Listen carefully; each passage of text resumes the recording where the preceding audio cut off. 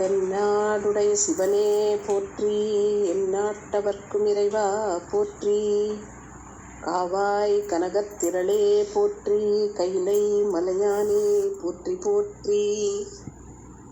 இமைப்பொழுதும் என் நெஞ்சில் நீங்காத இறைவனின் தாழ்வழுத்தி, என் குருநாதர் இருக்கும் திசை நோக்கித் தொழுது அடியார் பெருமக்கள் அனைவருக்கும் என் பணிவான வணக்கங்களை தெரிவித்துக் கொள்கிறேன். இன்றைக்கு நாம் பார்க்க இருக்கின்ற சுந்தரமூர்த்தி சுவாமிகளின் திருப்பதிகம் 33வது திருப்பதிகம், பொதுப்பதிகம் என்று அழைக்கப்படுவது. அதாவது ஒவ்வொரு தலத்திலே இருக்கின்ற இறைவனை நினைந்து அதில் இருக்கின்ற 10 பாடல்களிலும் அந்த தலத்து இறைவனின் பெயரை கூறி தலத்தின் பெருமை கூறி வருவது அந்த தலத்துக்காக பாடப்பட்டது. அப்படி இல்லாமல் எந்த தலைப்பையும் தனிப்பட்ட முறையிலே குறிப்பிட்டு சொல்லாமல் பொதுவாக இறைவனின் பெருமையை, சிவபெருமானின் பெருமையை, அவர் நம்மை எல்லாம் ஆட்கொள்ளுகின்ற தன்மையை, இப்படி எத்தனையோ வித சிறப்புகளை எடுத்து கூறுவது பொதுப்பதிகம். அந்த வகையிலே இது பொதுப்பதிகம் என்ற பிரிவை சார்ந்ததாக இருக்கிறது. இவர் திருமுதுகுன்றம் போயிட்டு பொண்ணை அங்கே மணிமுத்தாற்றிலே விட்டு இங்கே வந்து திருவாரூர் வந்து கமலாலய குளத்தில் அந்த பொண்ணை எடுத்து சுவாமி அவர் கூட விளையாடி கொஞ்சம் பாட்டு பாடுற வரைக்கும் காத்திருந்து பொண்ணை கொடுக்காம இருந்து, பறவை என்ன வருத்தப்பட்டுறக்கூடாது, நீ அதுக்காகவாவது பொண்ணை கொடு அப்படிலாம் சொல்லி சாமிகிட்ட கேட்டு பொண்ணை எடுத்தார் இல்லையா. அப்படி எடுத்ததுக்கப்புறமும் அதுக்கு மாற்று வைத்து பார்த்தார். நான் கொடுத்த அதே பொண்ணு தான் வந்திருக்கா அப்படின்னு பார்த்துக்கிட்டாரு. இப்படி சுந்தரமூர்த்தி சுவாமிகள் இறைவனை நினைந்து வணங்கி அங்கே திருவாரூரிலே தங்கிட்டு இந்த நேரத்திலே பாடப்பட்ட பதிகம் இது. எங்கெல்லாமோ இருக்கின்ற சுவாமி எப்படியெல்லாம் அருளுகின்றார். ஒவ்வொரு தலமாக சென்று வணங்கிவிட்டு வந்தாயிற்று. இங்கே இருந்து கொண்டு மொத்தமாக இறைவனின் பெருமைகளை வரிசைப்படுத்தி நமக்கும் அருமையாக உணர்கின்ற வண்ணம் இந்த பதிகத்தை அமைக்கின்றார். இறைவனை அடிகள் என்று கூறுகின்றார். அடிகள் என்றால் தலைவன் என்ற பொருள். இந்த தலைவன் நமக்கு தலைவர் என்ற வார்த்தையையும் போடுகின்றார். ஏன்னா உலகத்துல எத்தனையோ மக்கள் இருக்கின்றார்கள். அவர்கள் குழுக்களாக இருக்கலாம், நாடுகளாக இருக்கலாம், ஊர்களாக இருக்கலாம், இப்படி எத்தனையோ இருக்கலாம். அத்தனைக்கும் யாரையாவது தலைவராக கொண்டிருப்பார்கள். இப்ப நம்ம பார்க்கிறோம் இல்லையா, ஒரு சங்கங்கள் வச்சிருக்கோம், அதுல தலைவராக வைத்திருப்பார்கள். அல்லது அரசியலாக இருக்கட்டும், அதுல தலைவர் இருப்பாங்க. அல்லது இப்படி நிறைய இருக்கின்ற, இப்போ ரொம்ப இது பண்ணி குடியிருக்கிற பகுதிக்கு கூட ஒரு தலைவரை தேர்ந்தெடுக்கிறோம் இல்லையா. இப்படி யார் வேணா எப்படி வேணா தலைவரை வச்சுக்கிடட்டும்பா, அதை பத்தி எனக்கு கவலை இல்லை. ஆனா நமக்குன்னு ஒரு தலைவர் இருக்கார் இல்லையா அப்படின்னு குறிப்பாக சொல்லுகின்றார். நமக்கு என்று இருக்கின்ற தலைவர் நம் சிவபரம்பொருள் என்று. அவர் எப்படிப்பட்டவர் அப்படின்னு கேள்வி கேட்டுக்கிட்டே இருக்கார் பாருங்க. எனவே இவருக்கு தெரியாத மாதிரியும் மற்றவங்க கிட்ட கேட்டுதான் இவர் புரிஞ்சுக்கிற மாதிரியும், அதாவது அப்படியெல்லாம் கூறும் பொழுது இறைவனின் தன்மையை நாம் உணர்ந்து கொள்ள முடிகின்றது. இறைவன் பருந்துகள் நடமாடுகின்ற காட்டிலே இருக்கின்றவரும், பருந்துகள் மாமிசம் சாப்பிடக்கூடிய பறவைகள். அப்ப அது இருக்கிற இடம் இடுகாடு, சுடுகாடு. அப்ப இவர் சுடுகாட்டிலே இருக்கின்றவரும், அங்கே நடனமாடக்கூடியவரும், இறந்தவரின் தலையை தன் கையிலே ஏந்தி இருப்பாரோ, மலைமங்கையாகிய உமையம்மை, இமவான் மகளாகிய உமையம்மையை தன்னுடைய ஒரு பாகமாக கொண்டிருக்கின்ற இளமையானவர் இவர்தானோ என்று கேட்கின்றார். காதிலே குழையணிந்திருப்பாரோ, சின்ன சின்ன சின்ன கொம்புகளை உடைய விடை, அது இளமையான விடை, அதனாலே அதன் கொம்பு சின்னதாக இருக்குமா, குறுங்கோடு என்று கூறுகின்றார். சின்ன கொம்புகளை கொண்டிருக்கின்ற ஏற்றினை உடைய கொடியை கொண்டிருப்பவரும்.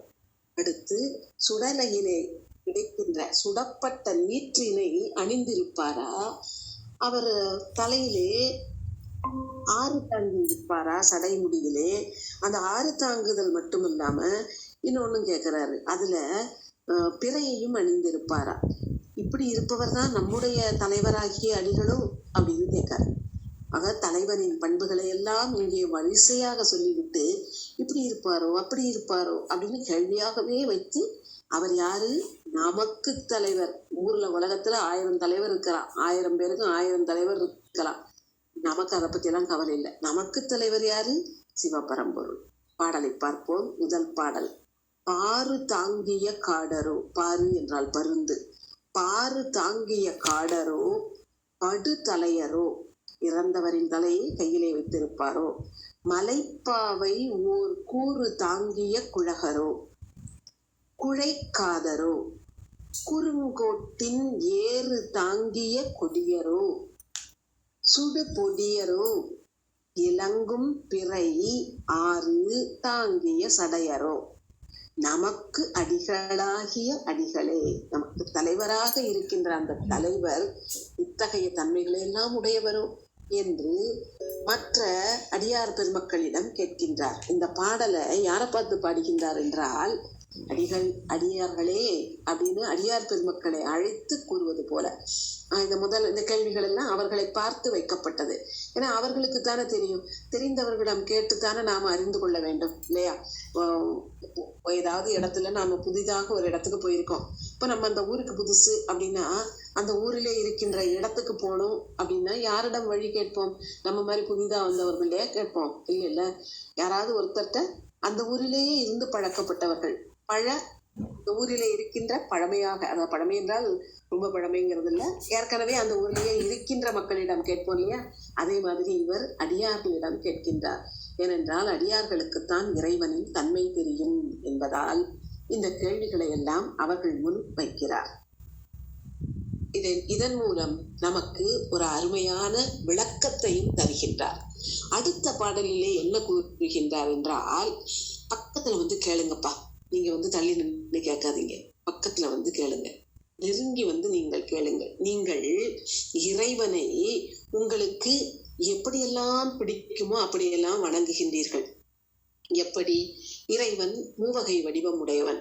அவனுடைய திருமேனி அருளே வடிவான திருமேனி. அப்படிப்பட்ட அருளே வடிவான திருமேனியாக இருந்தாலும் அவன் ஒவ்வொரு நேரம் வேண்டுவோருக்கு வேண்டிய வடிவம் கொண்டு தோன்றக்கூடியவன் இல்லையா? மோக வடிவமாக வருவான், வேக வடிவம் கொண்டு வருவான். துயரங்கள் இருப்பதற்கு அந்த துயரங்களை நீக்குவதற்கு வேகம் வடிவம் கொண்டு வருவான். அடுத்து தவம் இயற்ற வேண்டும் என்று நினைப்பவர்களுக்கு யோக வடிவத்திலும் வந்து தோன்றுவான் இறைவன். இப்படி மோக வடிவம் வேண்டுமானால் அப்படி வணங்கிக் கொள்ளுங்கள், வேக வடிவம் வேண்டுமானால் அப்படி வணங்கிக் கொள்ளுங்கள், யோக வடிவம் வேண்டுமானால் அப்படியும் வணங்கிக் கொள்ளுங்கள் என்று வணங்குவதிலே ஒரு எந்த வழி வேணாலும் நீங்க எடுத்துக்கோங்க என்று நம் முன்னால் இத்தனை வழிகளை காட்டுவது நம் சமயம். இப்படி நீங்க உங்களுக்கு எது பிடிக்குமோ, இசையுமோ, அந்த இசைத்தன் வடிவிலே நீங்கள் அவனை வணங்கி ஏத்துகின்றீர்கள் இல்லையா? இப்ப எனக்கு ஏகப்பட்ட துயரங்கள் இருக்கு அப்படிங்கும் போது அந்த துயரங்களை நான் இறைவனிடம் சென்று முறையிடுகின்றேன். மோக வடிவாக மட்டும்தான் இறைவன் இருக்கின்றான் அப்படின்னா எனக்கு அது துயரமா, அது தப்புன்னு எனக்கு தோணாது. அந்த மோக வடிவத்திடம் நான், அதாவது உமையம்மையோடு தோன்றுகின்ற அந்த தோற்றத்திலும் நாம் என்னுடைய துயரங்களை எல்லாம் சொல்லி வணங்கத்தான் செய்வேன், அதிலே மாற்று கருத்து இல்லை. ஆனா அந்த வேக வடிவம் கொண்டு இறைவன் வருகின்றான். திரிபுரங்களை தீழ எரித்தவனாக அவன் வரும் பொழுது அப்ப என் மனசுல எப்படி ஒரு வேகம் தோணும் தெரியுமா? திரிபுரங்களையே எரித்தவர், அப்ப ஏன் துயரத்தை எரிக்க மாட்டாரா அப்படிங்கிற எண்ணம் வரும் இல்லையா? அப்ப அடியாருக்கு அவன் மிகவும் அருகிலிருந்து உதவக்கூடியவன்கிற எண்ணம் அடியவர்கள் மனதில் வர வேண்டும் என்பதற்காக, நான் எனக்கு வேண்டும் வடிவிலே வணங்கிக் கொள்ளலாம் என்பதற்காக இறைவன் இந்த 3 வடிவுகளிலும் வருகின்றான். இப்படி உங்களுக்கு எது இசையுமோ அப்படியெல்லாம் அந்த நினைந்து நீங்க ஏற்றி இருக்கின்றீர்கள். இது தவிர அவன் தன்னை எப்படி அலங்கரித்துக் கொண்டிருக்கின்றான் என்றால், தலையில், கழுத்தில், இடையில் அப்படின்னு பாம்பை பிடிச்சு கட்டியிருக்கான்பா. நான் பயப்படுறது பாம்புகளுக்கு. எல்லாருமே படையும் நடுங்கும் இல்லையா பாம்புன்னா? அப்படிப்பட்டத ரொம்ப சாதாரணமா ஏதோ அணிகலன் அணிந்த மாதிரி அணிஞ்சிருக்காரு. இப்போ அவர் எப்பேற்பட்ட பெருமை உடையவர்! நான் பயப்படக்கூடாதுங்கிறதுக்காக எனக்கு அச்சத்தை தருகின்றவர்களெல்லாம் பாம்பகத்துல வச்சுக்கிட்டார். அப்படிப்பட்டவர் நாக அணிந்திருப்பாரோ. அடுத்து சடையில மனம் வீசுகின்ற மலர்கள் அணிந்திருப்பாரோ. அப்படி தொழுவத்திலே கட்டப்பட்டிருக்கின்ற விடை இருக்கே, அத மகிழ்ந்து அது மேல ஏறி வரக்கூடியவரோ, அது அப்படி வெற்றியோட நடை போடுமோ அந்த விடை. அடுத்து இறந்தவரின் தலையை, வெண்தலையை கையிலே ஏந்தி கொண்டு பலி ஏற்று அடியார் பெருமக்களுக்கு எல்லாம் கொடுக்கின்றவரா என்று கேட்கின்றார். இப்போ அவர் பலியேற்று உனக்கு வேணும்னா நீ கொண்டு பலி ஏற்றுக்கொள்க அப்படின்னு அடியார் பெருமக்களை அனுப்பல. இவரே சென்று பலி தேர்ந்து அடியார் பெருமக்களுக்கு இட்டு அதுக்கப்புறம் என்ன செய்தார்? அந்த அவங்களை அப்படியே விட்டல, அவர்களை தன்னுடைய அடியார்களாக ஏற்றுக்கொள்கின்றார், தான் ஆளுகின்றார். அதற்கு பிறகு இப்ப அவர்களுக்கு தேவையை உணர்ந்து அந்த தேவையை பூர்த்தி செய்து அதற்கு பிறகு அவர்களின் அன்பை அவர் பெற்று தனக்கு ஆளாக தனக்கு அடியவராக அவர் ஏற்றுக்கொள்கின்றார் என்று, இப்படி எல்லாம் ஏற்றுக்கொள்பவர் தானே என்று கேட்கின்றார். இட்டிதாக வந்து உறைமினோ. இட்டி என்றால் இடைவெளி குறுகு, பக்கத்துல வந்து தள்ளி நின்னெல்லாம் கேட்காதீங்க, கிட்ட வாங்க. அந்த கிட்ட நின்று கேட்பது என்பது ஒரு நெருக்கத்தை ஏற்படுத்தும் இல்லையா? நீங்களும் அடியார் நானும் அடியார், அப்ப 2 பேரும் பக்கத்துல நின்று பேசலாம் இல்லையா? இப்ப நம்ம வந்து முன்பின் அறிமுகம் இல்லாதவர்களிடம் தள்ளிதான் நிற்போம். ஆனா நமக்கு மிகவும் நெருக்கமானவர்கள், மனதுக்கு நெருக்கமானவர்கள் என்றால் உடல் அளவிலும் பக்கத்துல சென்று கேட்போம் இல்லையா? பயப்பட மாட்டோம். இவங்களும் நம்மள மாதிரிதான், இவர்களுடைய எண்ணமும் நம் எண்ணம் போன்றதுதான் அப்படிங்கிற எண்ணத்திலே அருகே செல்வோம் இல்லையா? அதே மாதிரி சொல்றாரு, இட்டிதாக பக்கத்துல வந்து இடைவெளி குறைய இருக்கிறப்பல பக்கத்துல வந்து கேளுங்க, கத்த வேண்டாம், அன்போட மெலிதான இதுல நம்ம பேசலாம். நீங்கள் நுமக்கு இசையுமா நினைந்து ஏத்துவீர். உங்களுக்கு ஏற்ற வகையிலே, உங்களுக்கு பொருத்தமான வகையிலே நீங்கள் ஏத்துகின்றீர்கள். கட்டி வாழ்வது நாகமோ. அவர் அணிந்திருப்பது நாகம், எங்கெல்லாம் தலையிலே கழுத்திலே இடையிலே கைகளிலே அப்படின்னு கட்டி வாழ்வது நாகமோ. சடை மேலும் நாறு கரந்தையோ. கரந்தை என்பது ஒரு வகை மலர். அவர் சடை முடியிலே மணமாக இருப்பது கரந்தை மலரா அப்படின்னு கேட்க. அடியார் பெருமக்களோட மட்டும் இவர் பக்கத்துல இல்ல, மனம் தெரிகின்ற வகையிலே இறைவனுக்கும் அருகிலே நிற்கின்ற அளவிலே இந்த அடியார் பெருமக்கள் இருக்கின்றார்கள். பட்டி ஏறு உகந்து ஏறுவரோ. பட்டி என்றால் தொழு, மாட்டுப்பட்டி சொல்லி கேள்விப்பட்டிருக்கோம் இல்லையா? அந்த தொழுவிலே கட்டப்பட்டுள்ள விடையிலே ஏறி மகிழ்ந்து செல்பவரோ. படு வெண்தலை பலி கொண்டு வந்து அட்டி ஆளவும் சிப்பரோ. அவர் ஆளவும் செய்வாரோ என்று கேட்கின்றார். நமக்கு உணவிட்டு நம்மை ஆளாகவும் கொள்வாரோ என்று கேட்கின்றார். அங்கே முதல்ல இவரை வல்வழக்கிட்டு ஆட்கொள்ளார் இல்லையா? இங்கே உணவிட்டு ஆட்கொள்ளுவாரா என்று கேட்கின்றார். இவருக்கும் உணவு கொடுத்தார் இல்லையா? அந்த அட்டி ஆளவும் ஹிப்பரும் நமக்கு அடிகளாகிய அடிகளே, நமக்கெல்லாம் தலைவராக இருக்கின்ற தலைவர் இத்தனை செய்வாரா? பாடலை மட்டும் பார்ப்போம். இப்போ இட்டிதாக வந்து உறைமினோ. நுமக்கு இசையுமா நினைந்து ஏத்துவீர். கட்டி வாழ்வது நாகமோ. சடை மேலும் நாறு கரந்தையோ. பட்டி ஏறு உகந்து ஏறுவரோ.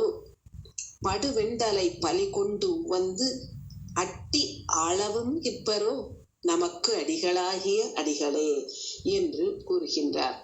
அடுத்து 3வது பாடலிலே என்ன கூறுகின்றார் என்றால், நீங்க எல்லாரும் அப்படியே ஒன்றி போய்விட்டீர்கள், நீங்க எல்லாரும் ஒன்னா வந்து என்கிட்ட சொல்லுங்க. ஒருத்தர் வந்து சொல்றதை விட நிறைய பேர் வந்து சொன்னா நமக்கு இன்னும் கொஞ்சம் ஒரு நம்பிக்கை கூடும் இல்லையா? ஆனா நீங்க அத்தனை பேரும் ஒன்றாக வாருங்கள்.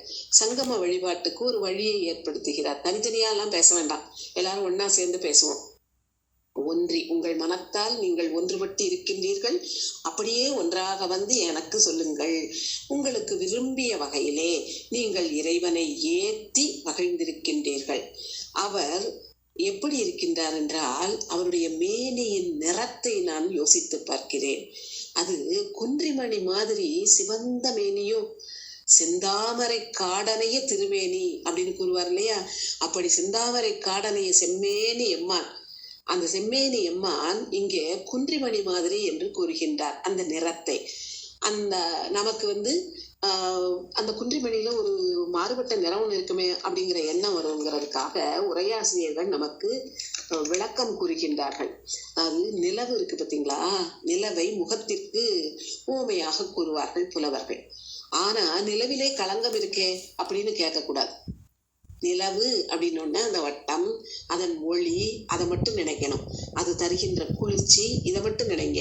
அதில் இருக்கின்ற ஒரு சின்ன வழு, அதை மறந்து விடுங்கள் அப்படின்னு சொல்லுவாங்க இல்லையா? அதே மாதிரி குன்றிமணி ஒரு சின்ன புள்ளியாக கருப்பு இருந்தாலும் அது சிவந்த நிறம்தான் பெரும்பான்மையாக இருப்பதால் அந்த பெரும்பான்மையை மனதில் கொண்டு கருப்பினை மறக்கவும் என்று ஒரு உரையாசிரியர் கூறுகின்றார். நயமாக கூறுவதாக மற்றொரு உரையும் அமைந்திருக்கின்றது. அது என்னன்னா, இறைவன் செம்மேனி எம்மான் தான், ஆனா அவருடைய கழுத்து அது கருப்பு தானே. அதுதான் அந்த கருப்பு கலர் அந்த குன்றிமணியில இருக்குது, அந்த கருப்பான வண்ணம் இருக்கு அப்படின்னு சொல்லுகின்றார். எப்படி பாருங்களேன், என்ன ஒரு அழகான விளக்கம். அப்படி குன்றிமணி மாதிரி நிறத்திலே இருப்பரோ அதெல்லாம் குறிக்கோளாக கொண்டிருக்கின்றீர்கள் நீங்கள். எல்லாரும் ஒன்றி அவனை வணங்கியவர்கள். நீங்கள் நமக்கு குறிப்பு காட்டுவது போல அவர் குறிக்கோளாக எதை கொண்டிருக்கின்றார் அப்படின்னு பார்த்தா, நீர் அணிவதை கொண்டிருக்கின்றார். திருநீர் அணிவது என்பது எப்படி என்பதையும் இறைவன் தான் தான் அணிந்து நமக்கு காட்ட வேண்டும். திருநீற்றின் பெருமை என்ன அப்படின்னா, திருநீர் அணிந்தவர்களை பார்ப்பது ஒன்று, அதன் மூலமே புண்ணியம். நாம் திருநீர் அணிவது என்பது மற்றும் ஒரு புண்ணியம். ஆக இறைவன் திருநீர் அணிந்த தோற்றம் என்பது நமக்கு அறிவுறுத்தும் வண்ணம், குறிப்பினை காட்டும் வண்ணம் அமைந்திருப்பதோ என்று கேட்கின்றார். நீர் கொண்டு அணிகின்றாரா? அவரு பலி தேர்ந்து அலைகின்றார். அந்த பலி தேர்ந்து அலையும் போது அதுல 2 வகை இருக்கும் தெரியுமா? நிஜமாவே என்கிட்ட ஒண்ணுமே இல்லை அப்படின்னு மற்றவர்களிடம் கேட்பது ஒன்று. இன்னொன்னு, என்ன நிறைய இருந்தும் என்கிட்ட ஒண்ணுமே இல்லை அப்படின்னு மற்றவர்களிடம் கேட்பது போல. இவர் எந்த வகையை சேர்ந்தவர் அப்படின்னு ஒரு கேள்வி கேட்கின்றார். ஒரு நயம் தோன்ற இந்த வரையை வைக்கின்றார். அவர்கிட்ட யாருக்க நிஜமாவே அவரிடம் ஒன்று இல்லாமல் போய் பலி கேட்கிறாரோ, அல்லது எல்லாம் இருந்தும் இல்லாத மாதிரி சென்று வாங்கி நமக்கெல்லாம் தருகின்றாரோ, அறமே வடிவானவரோ என்று கேட்கின்றார். பாடலை பார்ப்போம். 3வது பாடல். ஒன்றினீர்கள் வந்து உரைமினோ நுமக்கு இசையுமா நினைந்து ஏத்துவீர் குன்றி போல்வதோர் உருவரோ. குன்றிமுத்து. குறிப்பு ஆகி நீரு கொண்டு அணிவரோ இன்றியே இலராவரோ. நிஜமாவே அவர்கிட்ட ஒண்ணு இல்லை, அதனால இல்லைன்னு சொல்றாரா? அன்றி உடையராய் இலராவரோ, அல்லது எல்லாம் இருக்கு ஆனா நம்மிடம் சொல்லும் போது இல்லைங்கிற மாதிரி சொல்றாரா? இலராவரோ. அன்றியே மிக அறவரோ, அறம் வடிவானவரோ, அப்பேற்பட்டவர் நமக்கு அடிகளாகிய அடிகளே என்று கூறுகின்றார். ஒன்றினீர்கள் வந்து உரைமினோ நுமக்கு இசையுமா நினைந்து ஏத்துவீர் குன்றி போல்வதோர் உருவரோ குறிப்பு ஆகி நீரு கொண்டு அணிவரோ இன்றியே இலராவரோ அன்றி உடையராய் இலராவரோ அன்றியே மிக அறவரோ நமக்கு அடிகளாகிய அடிகளே என்று இந்த 3வது பாடல் அமைந்திருக்கின்றது. அடுத்து 4வது பாடலிலே என்ன கூறுகின்றார் என்றால், அவர் தேன் பால் இவற்றையெல்லாம் உகந்து ஏற்றுக்கொள்கின்றார் இறைவன். முக்கண்ணை உடையவராக இருக்கின்றார். செம்மை நிறத்திலே இருக்கின்றார். அதிலே வெண்மையான திருநீற்றினை அணிந்திருக்கின்றார். அப்படி அந்த நிறத்தை நினைச்சு பாருங்களா, செம்மையான மேனி, அதிலே வெந்நீர், அந்த நிறம் ஒப்பாக எப்படி அழகா இருக்கும் பாருங்க. பால் நெய் இதெல்லாம் ஏற்றுக்கொள்கின்றவர். ஆவினுக்கு அருங்கலம் அரண் நஞ்சு ஆடுதல் இல்லையா? அந்த அரண் 5 ஆடுகின்ற தன்மையை உடையவர். அதை தனக்கு பழக்கமாக வச்சிருக்காரா? அப்புறம் அவரை பற்றி வணங்குகின்றவர்களுக்கு நல்லவராக, அவர் எப்போ நல்லவர் தான், ஆனா அவர் நல்லவருங்கிறத நான் எப்போ உணர்வேன் அப்படின்னா, நான் எப்பொழுது அவரை பற்றுகின்றேனோ அப்பதான் அவருடைய நல்லவர் என்ற தன்மை எனக்கு புரியும். அது வரைக்கும் ஏதோ கடவுள் சாமி கும்பிட்டுக்கிறோம் அவ்வளவுதான் அப்படிங்கிற எண்ணப்புல இருப்பேன். ஆனா வேற எந்த பற்றும் இல்லாம, உலகத்து பற்றி எதுவுமே இல்லாம அவரை மட்டுமே நான் வணங்கி கொண்டு இருக்கின்றேன் என்றால் அவர் எப்படியெல்லாம் எனக்கு அருளுகின்றார் என்பது எனக்கு புலனாகும். அப்பதான் அவர் எவ்வளவு நல்லவர்ங்கிறத நான் உணர்வு பூர்வமாக அறிய முடியும். எனவே பேர்பட்ட நல்லவர் அவரா அப்படின்னு கேட்கிறார். அடுத்து, மான் மாதிரி மருளுகின்ற கண்களை உடைய உமையம்மையை அவள் அஞ்சுகின்ற வண்ணம், உமையம்மை அஞ்சுகின்றாள். எதுக்கு? பெரிய யானை, அதனுடைய தோலை உரித்து போர்வையாக பொத்தி கொண்டார். அப்படிப்பட்ட செயலை செய்கின்றவரா அவர் அப்படின்னு சொல்லிட்டு, அவர் நமக்கு தலைவர், அவர்தான் நம் அனைவருக்கும் தலைவராக இருக்கின்றார் என்று கூறுகின்றார். தேனை ஆடும் முக்கண்ணரோ, மிகச் செய்யரோ, வெள்ளை நீற்றரோ, பால் நெய் ஆடலும் பயில்வரோ, தமை பற்றினார்கட்கு நல்லரோ, மானை மேவிய கண்ணினான் மலை மங்கை நங்கையை அஞ்சவோர் ஆனை ஈருரி போர்ப்பரோ, நமக்கு அடிகளாகிய அடிகளே என்று இறைவனின் பெருமையை கூறுகின்றார். அடுத்து எல்லா பாடல்களிலுமே நம்ம தொண்டர்களே அப்படிங்கிறத சேர்த்து நினைச்சுக்கிடணும். தொண்டர்களிடம் அடிகளிடம் மற்ற அடியார் பெருமக்களிடம் வைக்கப்படுகின்ற கேள்விகள் அப்படியா அப்படியா என்று. அடுத்து இறைவன் கோணிய பிறை சூடியை என்று பாடுவாரே, அப்படி கோணலாக இருக்கின்ற பிறையை தன் தலையிலே சூடிக்கொண்டிருக்கிறாரோ. அவர் கொடுகொட்டி என்ற நடனத்தை ஆடக்கூடியவரோ. இறைவன் கொடுகொட்டி என்ற நடனத்தை ஆடினான் என்பது நமக்கு திருமுறைகளிலே கிடைக்கின்ற குறிப்பு. அந்த கொடுகொட்டியை ஆடக்கூடியவரோ. அடுத்து அவர் காலிலே ஒரு கழலை அணிந்திருக்கின்றாரோ. அவருடைய இசைக்கருவி என்ன? வீணை. வீணா தட்சிணாமூர்த்தி எல்லாம் பார்த்திருக்கோம் இல்லையா? வீணையை தன்னுடைய கையிலே ஏந்தி இருப்பவரோ, விடையிலே ஏறுபவரோ, வேதங்களுக்கெல்லாம் முதல்வராக இருப்பவரோ. அவர் இடையிலே கட்டி இருக்கின்ற நான் என்ன அப்படின்னு பார்த்தா நாகம். அப்படி நாகத்தை அணிந்திருக்கின்றாரோ, அதை அணிந்து நமக்கு தோற்றம் அளிக்கின்றாரோ. நமக்கெல்லாம் நலத்தை அள்ளி அள்ளி தர நம்மை அடியாராக அவர் ஏற்றுக்கொண்டு விட்டாரா? நாம் அடியாராக ஏற்றுக்கொண்ட பிறகுதான் நமக்கு அவர் அருளுகின்ற நலங்கள் அனைத்தும் புரியும். எனவேதான் நம்மை எல்லாம் ஆட்கொண்டு விட்டாரா என்று கேட்கின்றார். கோணல் மாமதி சூடரோ, கொடுகொட்டி கால் ஓர் கழலரோ, வீணை தான் அவர் கருவியோ, விடை ஏறு வேத முதல்வரோ, நான் அதாக ஓர் நாகம் கொண்டாரை கொண்டாங்கு கொண்டு அறைக்கு ஆர்ப்பரோ, நலம் ஆர்தர ஆணையாக நம் அடிகளோ. நாம் நலம் பெற வேண்டும் என்பதற்காக தன்னுடைய ஆணை கீழ் நம்மை எல்லாம் இணைத்து கொண்டவரோ. அடிகளோ, ஆணையாக நம் அடிகளோ, நமக்கு அடிகளாகிய அடிகளே என்று நமக்கு நன்மை உண்டாவதற்கு உறுதி இருக்க வேண்டும். அதாவது நாம் அடிகள் நிலையிலிருந்து விலகி போனா இந்த நன்மை இருக்காது. அது உறுதியாக நமக்கு கிடைக்க வேண்டும் என்பதற்காக நம்ம எல்லாம் ஆட்கொண்ட பெருமானா இவர் என்று அடியார் பெருமக்களிடம் கேட்கின்றார். அடுத்து 6வது பாடலிலே என்ன சொல்லுகின்றார் என்றால், வந்து சொல்லுங்கப்பா மற்ற அடியார்களே, நீங்கள் வந்து சொல்லுங்கள், என்னுடைய எனக்கு புரிகின்ற வகையிலே நீங்கள் கூற வேண்டும். ஏன்னா நீங்க நிறைய அவனுடைய திருவடி தருகின்ற இன்பத்தை எல்லாம் அனுபவிக்கக்கூடிய நிலையிலே இருக்கின்றீர்கள். உங்களுக்கு அந்த வல்லமை இருக்கின்றது. உங்களுடைய வல்லவாற்றால் எனக்கு நீங்கள் அனைவரும் இறைவனை வணங்கி ஏற்றிக்கொண்டே இருக்கின்றீர்கள். எனக்கும் அது எப்படிங்கிறத சொல்லிக் கொடுங்க. வந்து இந்த மூடனுக்கும் நீங்கள் சொல்லிக் கொடுங்கள்.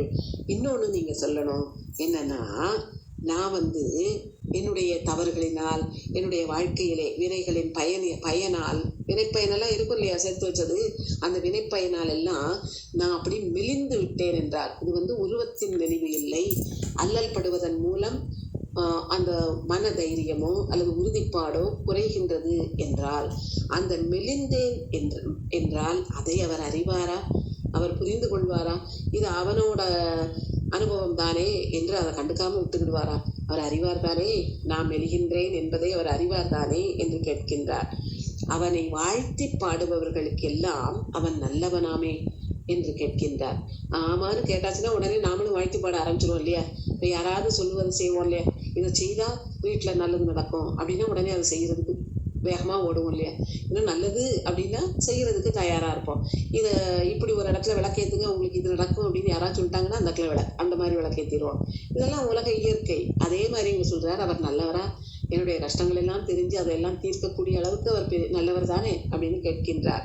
அடுத்து என்னுடைய மனத்தால் கூறுகின்ற, அவர் மனதிலே அவரை இருத்தி அவரை புகழ்ந்து நான் கூறுகின்ற உரைகளை எல்லாம் அவர் புரிந்து கொள்வாரா, அதை ஏற்றுக்கொள்வாரா, அல்லது பொய்யே இல்லாத மெய்மையை கூறி என்னை ஆட்கொள்வாரா?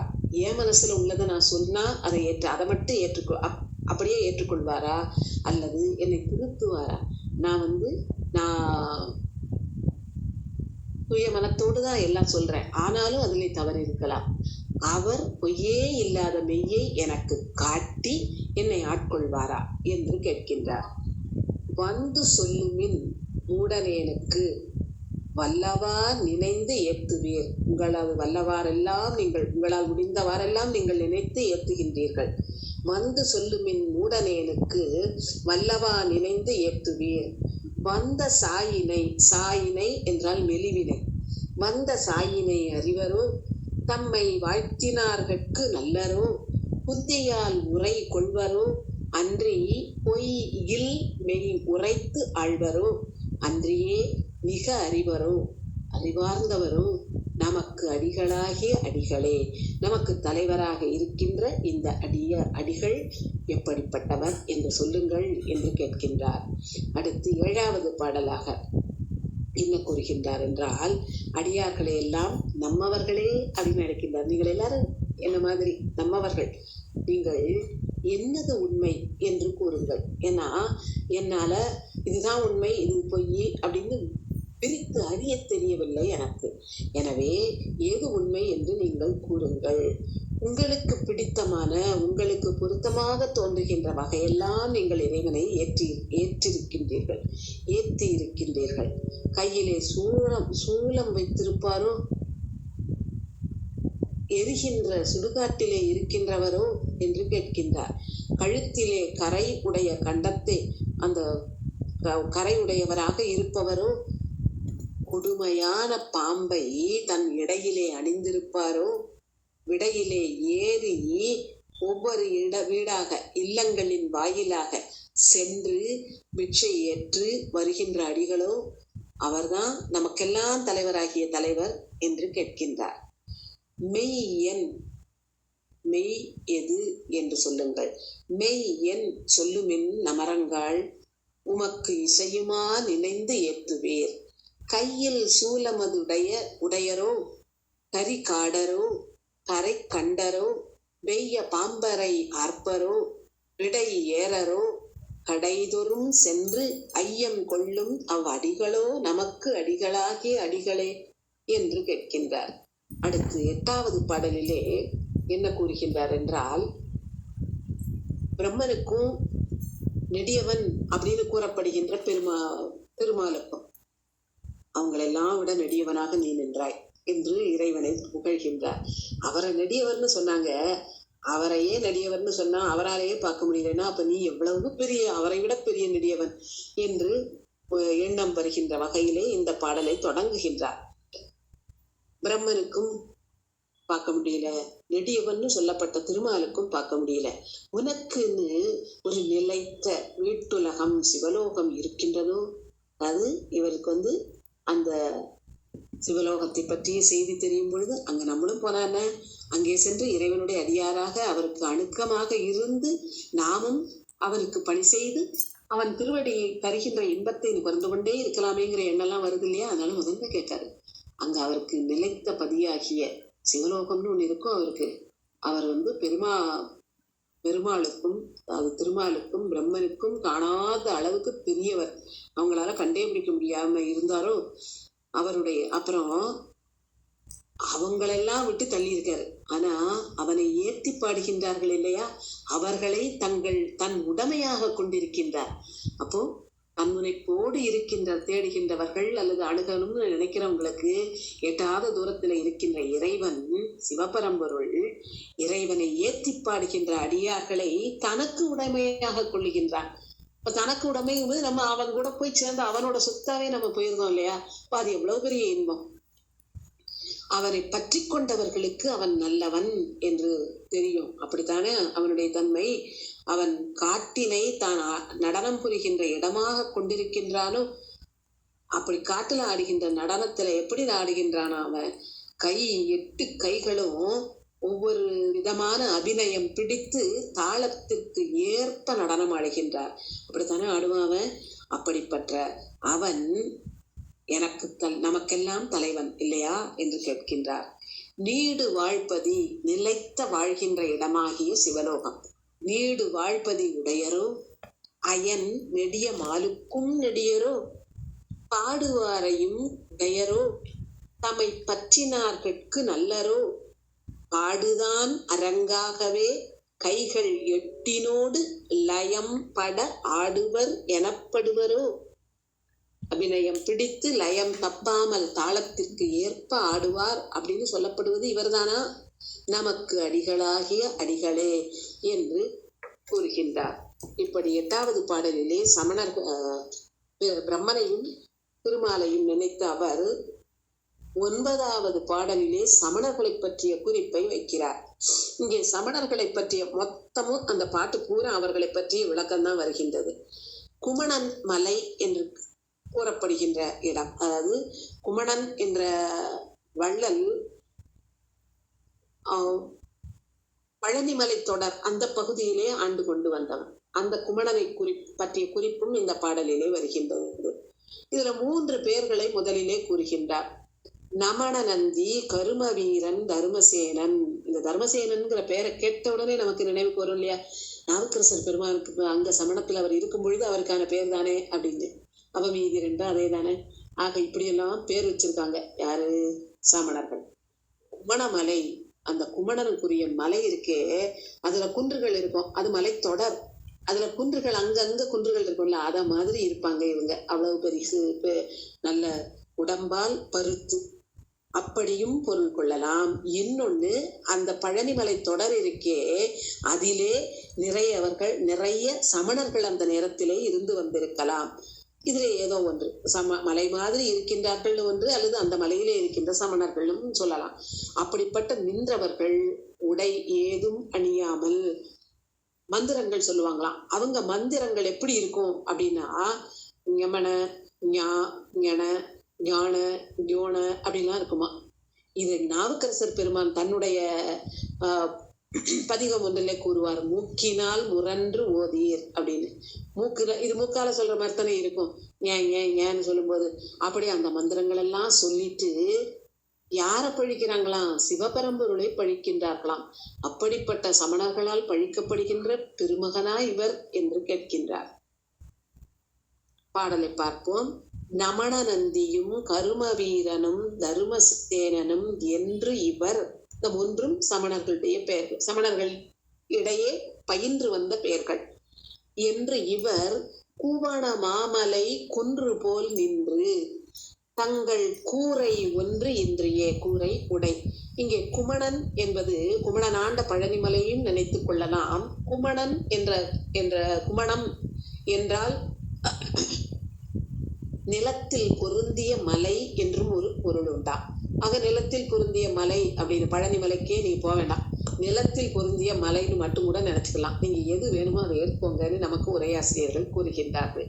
குமண மாமலை குன்று போல் நின்று தங்கள் கூரை ஒன்று இன்றியே ஞமன, ஞாஞன, ஞான, ஞோனம் என் ஓதி யாரையும் நாணிலா. எதை பத்தியும் கவலைப்படாம அவர்களுடைய தவறான கொள்கையை பேசிக்கிட்டே இருக்கிற அமணரால் பழிப்பு உடையரோ. அப்பேற்பட்ட அமணர்கள் பழிக்கின்றார்கள் யாரை? இறைவனை. அப்படிப்பட்ட பழிப்பை உடையவரா நம் தலைவர் என்று கூறுகின்றார்.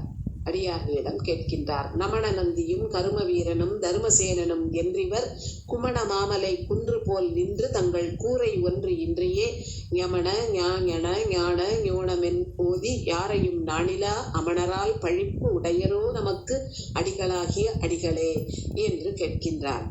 அடுத்து 10வது பாடல்.